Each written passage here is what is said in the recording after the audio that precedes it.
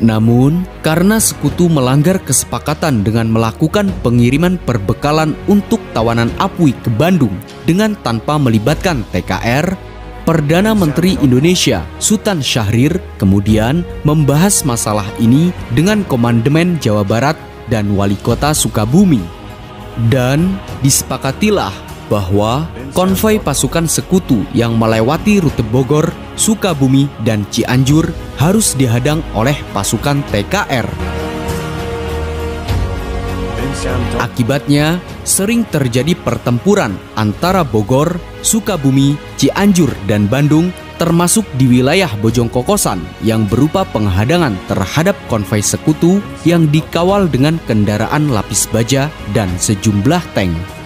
Pertempuran pertama antara sekutu dengan para pejuang TKR Sukabumi misalnya terjadi pertempuran sengit di daerah Gekbrong yang menghadang konvoi sekutu dan Nika yang menuju Bandung. Akibat serangan itu, tentara sekutu dan Nika kembali datang ke Sukabumi dengan konvoi besar sebanyak kurang lebih 100 truk. Pertempuran yang berlangsung hingga pukul 17.00 waktu Indonesia Barat sore itu menyebabkan para pejuang Sukabumi tidak dapat menahan serangan sekutu yang lebih unggul dalam hal persenjataan. Untuk menghindari korban yang lebih banyak, TRI dan Laskar Rakyat mundur dan membiarkan tentara sekutu melanjutkan perjalanan ke arah Bogor. Namun, pertempuran terus merembet ke daerah-daerah lain. Pada tanggal 2 Desember 1945, misalnya, mulai terjadi pertempuran di daerah Bojongkokosan yang puncaknya pada tanggal 9 Desember 1945 terjadi pertempuran dahsyat antara pejuang dan sekutu dengan menghadang konvoi tentara sekutu menuju Bandung. Pertempuran ini dikenal sebagai Perang Konvoi Bojongkokosan yang memakan banyak korban jiwa.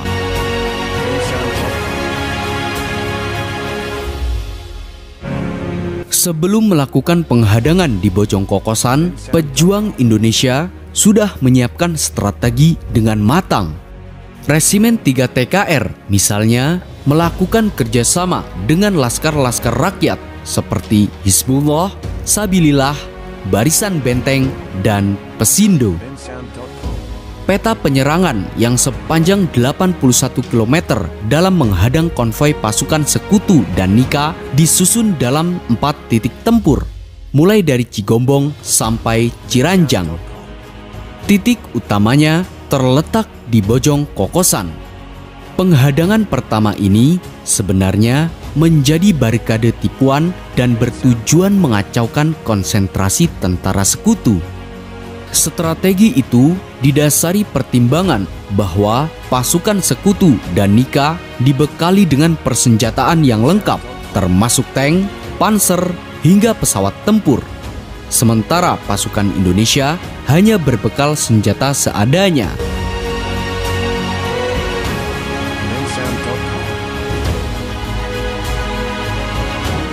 Minggu 9 Desember 1945, para pejuang mulai bersiaga menunggu konvoi sekutu.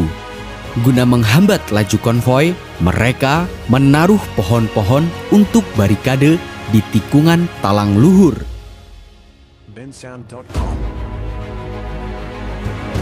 Tidak lama kemudian, akhirnya konvoi Inggris tiba di Bojongkokosan pada siang hari. Di luar dugaan para pejuang, ternyata konvoi itu terdiri dari 150 truk dengan pengawal dari Batalion 5 sampai dengan 9 jats dan tank.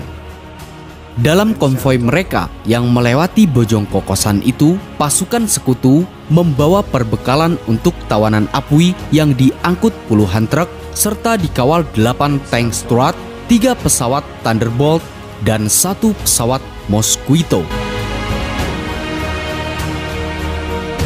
Ketika tiba di Bojongkokosan, sekitar pukul 16.30 waktu Indonesia Barat, pasukan sekutu terpaksa berhenti di tikungan Talang Luhur karena penghadangan pejuang dari barikade pertama. Awalnya, tentara sekutu meremehkan penghadangan para pejuang. Namun, dalam beberapa jam, penghadangan tipuan yang awalnya diremehkan sekutu itu berubah menjadi pertempuran berdarah.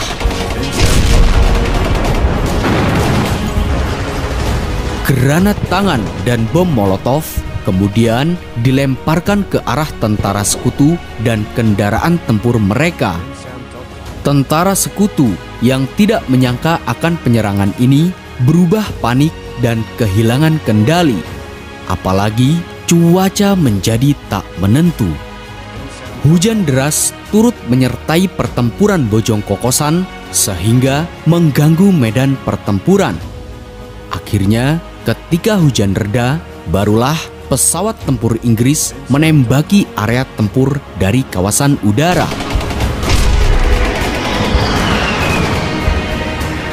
Banyak dari pejuang menyerang dari lubang-lubang pertahanan di punggung bukit. Semua pejuang, mulai dari Cicurug sampai Bojong Kokosan, menyerang konvoi sepanjang sekitar 12 km.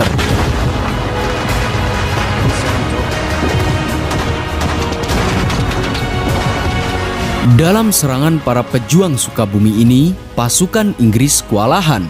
Satu kendaraan terbakar, sejumlah lainnya rusak berat, dan sejumlah pengemudi tertelungkup di atas kemudi. Pasukan Jats pun mati-matian melindungi konvoi. Saat pasukan pejuang Indonesia kehabisan mesiu, bala bantuan sekutu datang, yaitu pesawat tempur RAF atau Royal Air Force dan Batalion 3 Gurkha Rifles.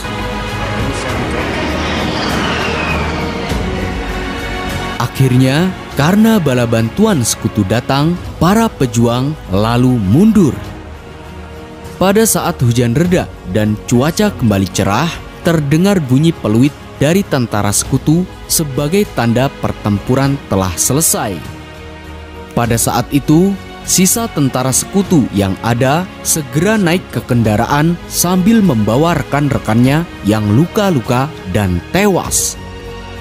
Akhirnya, tentara sekutu meninggalkan Bojong Kokosan menuju Sukabumi, dan sepanjang perjalanan mereka menembakkan senjata secara membabi buta.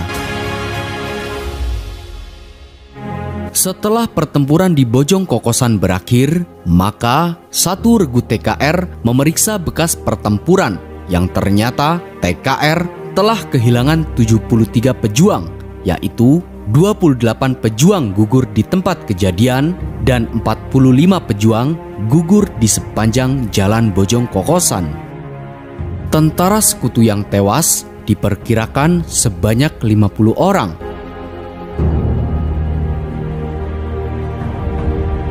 Serbuan terhadap sekutu di Bojong Kokosan ini menjadi hantaman yang signifikan bagi sekutu. Pada saat tentara sekutu tiba di Sukabumi, komandan tentara sekutu segera mengajak berunding para pemimpin TKR dan pemerintah Republik Indonesia. Namun, kesepakatan gencatan senjata itu dilanggar sendiri oleh tentara sekutu. Akhirnya, pada tanggal 10 Desember 1945, tentara sekutu membombardir Cibadak dari udara melalui pengeboman beberapa pesawat tempur. Tindakan ini dilakukan sebagai bentuk balas dendam atas banyaknya korban jiwa di pihak tentara sekutu pada pertempuran sebelumnya. Menurut catatan sejarah, pengeboman udara di Cibadak ini sebagai serangan udara terbesar setelah zaman Perang Dunia Kedua.